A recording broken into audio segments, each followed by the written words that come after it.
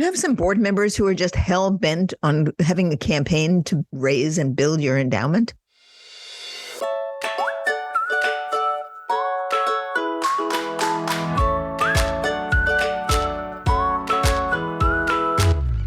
Welcome to All About Capital Campaigns, a podcast that provides fuel for your nonprofit's growth. Each week, Andrea Kihlstedt and Amy Eisenstein, co-founders of Capital Campaign Pro, provide practical tips about raising more money for your nonprofit organization. Here are your hosts, Amy and Andrea.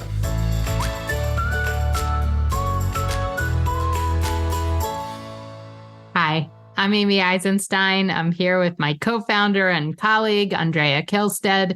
And today we're going to be talking about capital campaigns and endowments, and when you should raise money for endowments, how you should raise money for endowments, and when maybe you shouldn't. All right, Andrea, get us started.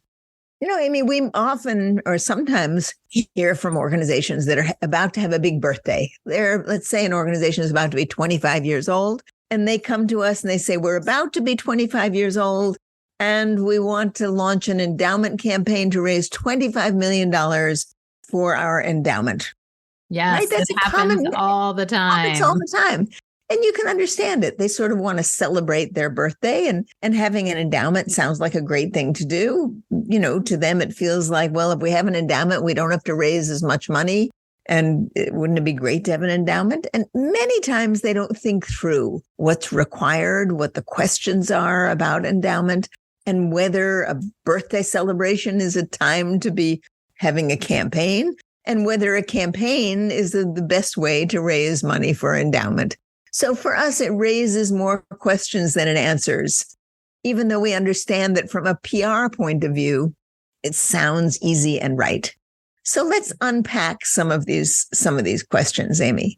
Yeah. Let's start with the question of decisions a board needs to make about endowment. Yes, I think you're right. It raises, when we hear an organization wanting to raise money for endowment, it raises more questions than answers. So let's start with the questions that maybe you should be wrestling with your board. And, you know, it's not as easy as saying, yes, let's raise money for endowment. Okay, what questions should they ask for their board when somebody says, let's have a campaign, an endowment campaign? We want to raise money for an endowment. Well, let's start out this way. Let's start out by saying, well, do we really know what it is, what an endowment is? Do we as an organization know what an endowment is? And do our board members understand what that is? That there is something called a board restricted fund, which acts as endowment, but is really what's in the field known as a quasi-endowment.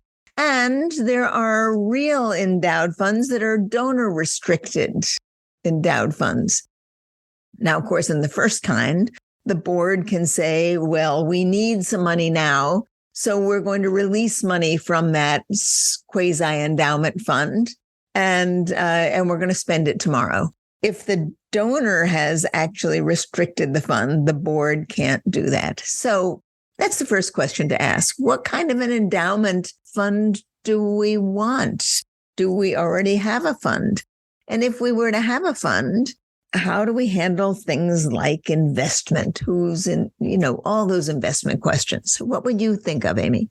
Yeah, I think it's about the policies around the endowment. Like you said, donor restricted endowment, generally you can only use the interest, not the principal. And there's a set rate probably that your organization, your board, or your finance committee sets. The spend down rate of the interest, but the principal remains intact. But as you said, the quasi-endowment is a board restricted endowment. So whether or not they invade the principal is a board decision. But policies, right? In terms of investment, who's going to be responsible for investing the money? How is the money going to be invested? What you will do with the funds as they come into the dollars, as they come into the fund. All those are decisions that your board needs to make. Yeah. Will you put the money in your local community foundation, for example? Do you understand the policies of your local community foundation? Do you understand the consequences of that? If you put it in a fund at your local community foundation, can you get it back out again? Right? What are the benefits? What are the disincentives for doing that? Yeah. Let's back up a little bit and talk about some big issues that your board should consider as you're thinking about an endowment campaign or as an endowment as a component of your campaign. And just for the record, I think we should say that we believe that most campaigns should have endowment as a component of the campaign, but in most cases, probably not be the sole focus. So we think that your campaign should have multiple priorities.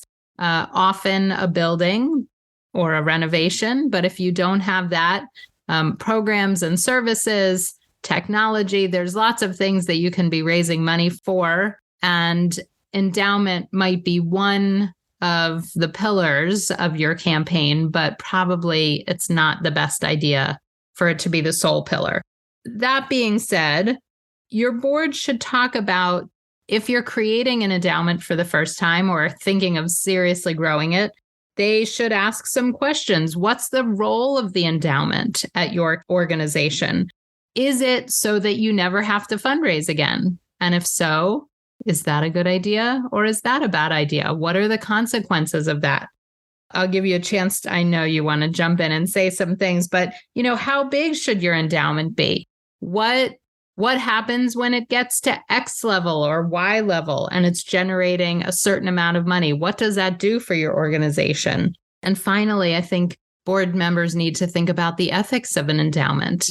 What does it mean to be sitting on a huge pot of money that could be benefiting people today? Is that appropriate for your organization? Does that make sense within the culture and the context of your organization? What do you want to add?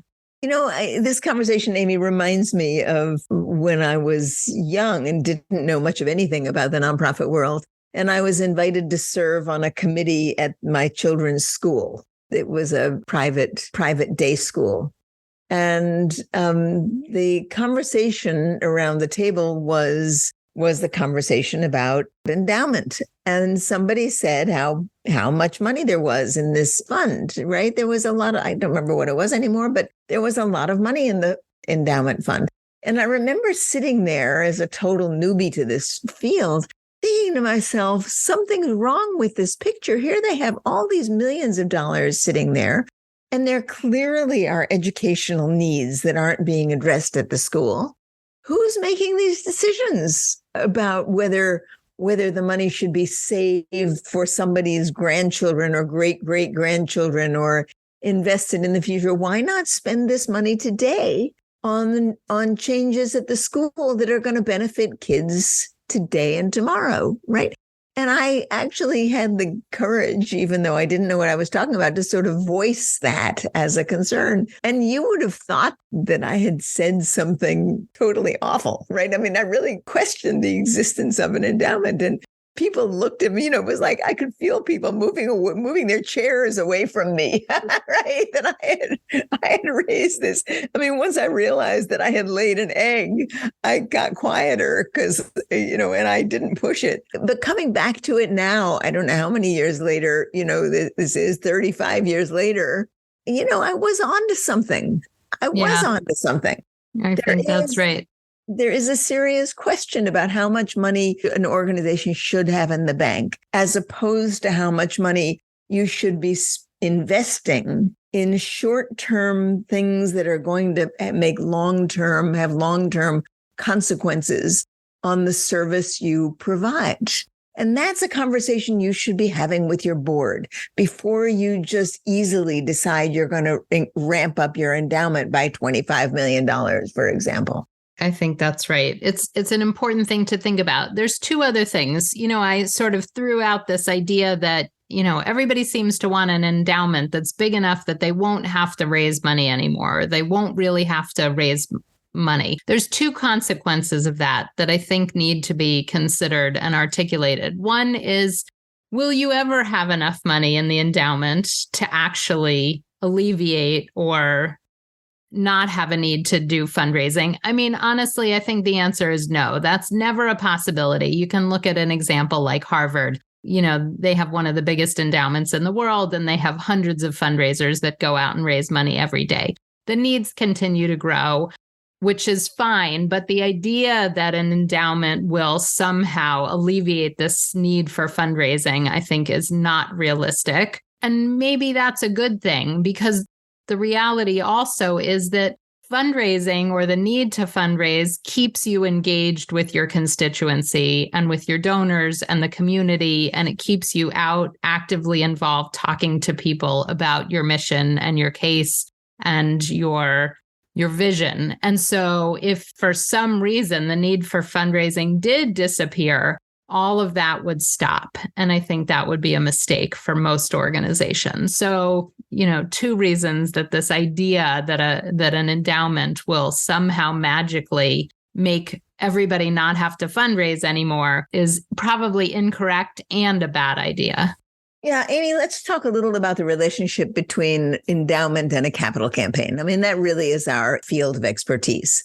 And we do have important feelings, important beliefs about it.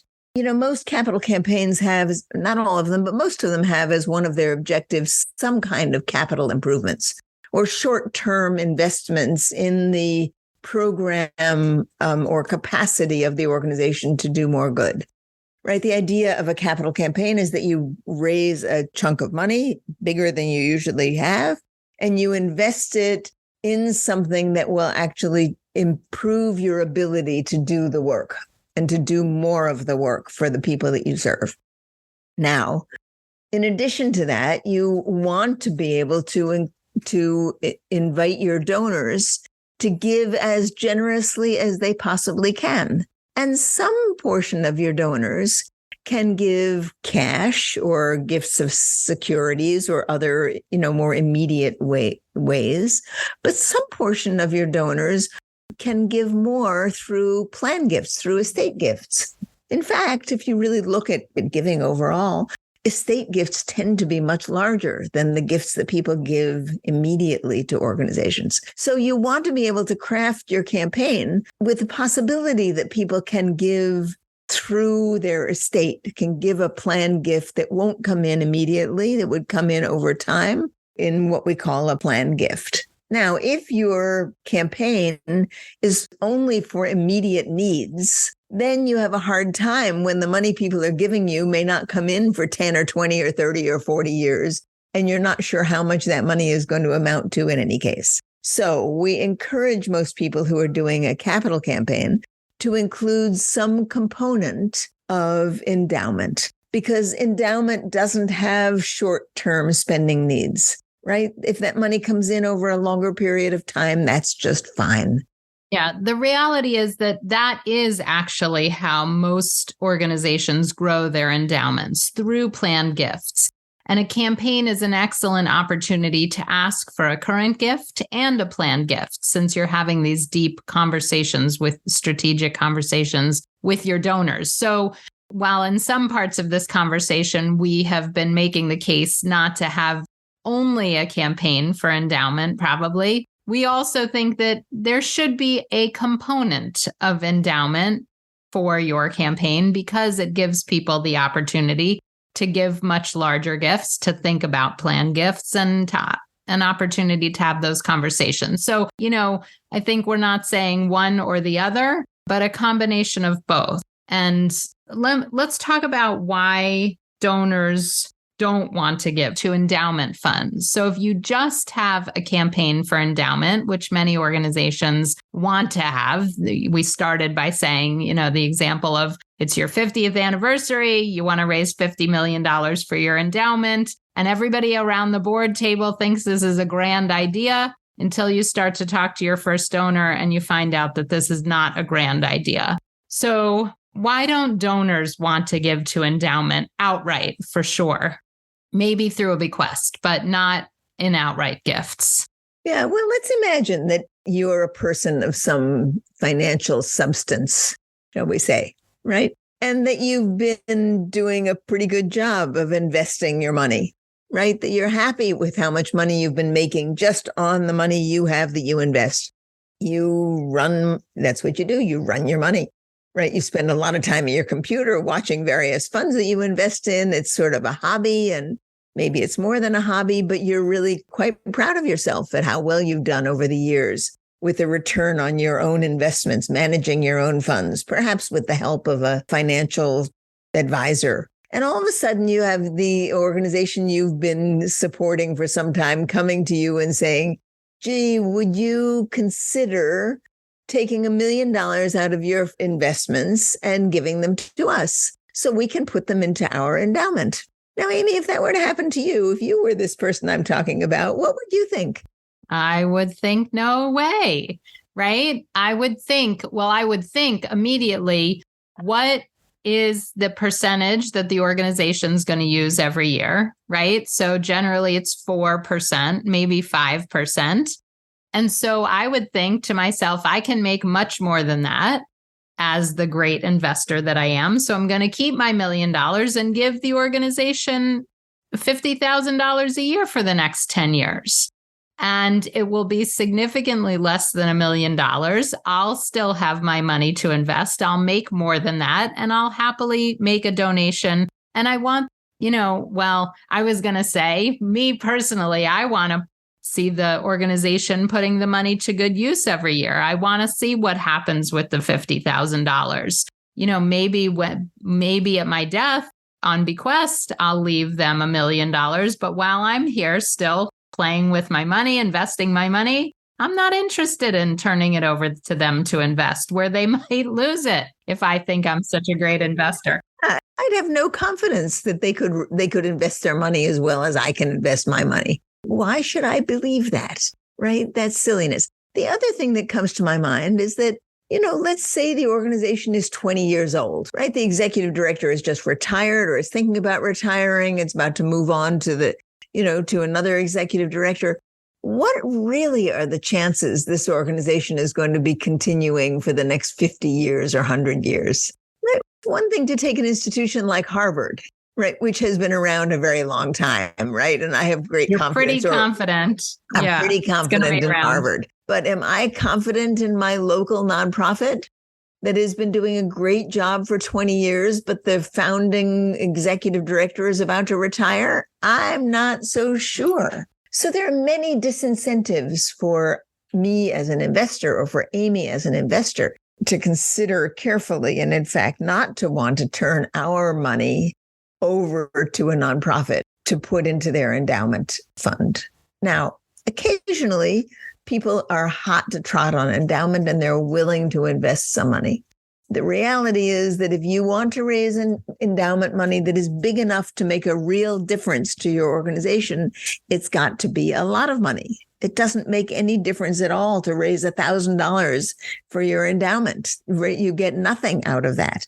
Right. Right. Let's take that example a little further. So let's say you need $1 million a year to use to do whatever programs and projects and services. It's one thing to raise $1 million, which is hard enough for most organizations, but how much would you need to raise to generate $1 million? You'd have to raise, I don't even know. 20 million. 20 million. Yeah. $20 million, right? 20 times to have that million be 5%. Right. Of the corporates, you have to have $20 million to generate $1 million at 5%. Right. So it's just so much harder, right? And start with your board members. See if they want to give $500,000 gifts to your endowment. I'm guessing that if you do little case study with your board members, you're going to find out they're reflective of the community. You might have one or two people who are willing to give and able to give big gifts. Maybe they'll consider giving to the endowment, but maybe they'll tell you why they don't want to. And then you'll have your answer. So anyways, I think, the moral of the story is you need to really have these conversations in deep and meaningful and strategic ways with your board members. What are the ethics of having an endowment and sitting on this huge amount of money? Does it make sense for your organization at this time? What is the role of the endowment? How big should it be? Does it have to be? Now, listen, we're not saying that you shouldn't have a rainy day fund. We are not saying that you shouldn't have cash reserves. It is absolutely smart management and good financial management for nonprofits to have a year or 2 years of reserves in the bank so that if there is, if the roof falls in or if there's a fire or something happens, whatever, COVID strikes, that you are able to sustain the ups and downs of running an organization. But that doesn't mean that you have to have, $100 million in the bank in order to successfully function as an organization. So, Amy, I think this is such an important topic. And I suspect that many organizations and many board members sort of lightly say, well, let's raise money for an endowment without ever really thinking about all the important questions they need to consider. So if I were to take this kind of free-flowing discussion you and I have had today and boil it down to what I think is the most important issue, it's to make sure that you have encouraged and had with your board a really serious conversation about the role of endowment. What is the endowment? How big should an endowment be for your organization? Does it make sense to be putting money away in a restricted account for endowment with an organization of your size and scope? If you're going to raise money for an endowment, what's the best way to be able to raise that kind of money? Right? I mean, there are so many questions that you need to discuss before you ever launch a campaign for endowment. So start there. And then when your board has really grappled with those questions and has still decided that they want to have an endowment, then come and talk to us about campaigns. Yes. So I would encourage you actually to let your board members listen to this podcast. Share it with them, send them the link, ask them to listen to it before you have this conversation so that they can do some pre-thinking about this conversation. And then, at the end of the day, ask them to self-reflect. How much would they give to an endowment today if that was the case? And if most of them hesitate, I think you'll have your answer. So listen, there's wonderful ways to have campaigns and have components of endowment and to raise money for your endowment or a quasi-endowment. We think you should. We also think you should think carefully and strategically about it. So thank you for joining us. We hope we gave you food for thought, and we'll see you next time.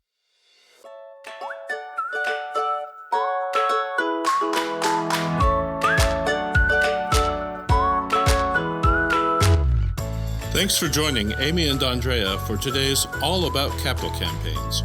To learn more about them and their work together, visit capitalcampaignpro.com.